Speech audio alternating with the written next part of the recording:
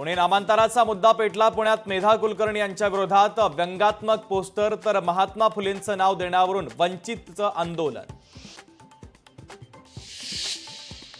शुभांशु शुक्लाची अंतराळामध्ये झेप, X4 मोहिमेचं यशस्वी उड्डाण, तर शुभांशु शुक्लाची उड्डाणानंतर पहिली प्रतिक्रिया।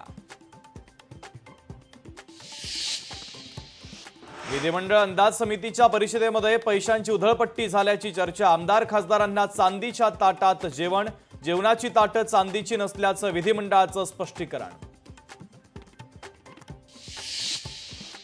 देशातील आणीबाणीला आज 50 वर्ष पूर्ण। आणीबाणीमधील बंदीवानांचा भाजप करणार सन्मान। आणीबाणीच्या 50 वर्षपूर्तीवर मुख्यमंत्री फडणवीस यांची लेखाच्या माध्यमातून काँग्रेसवर टीका।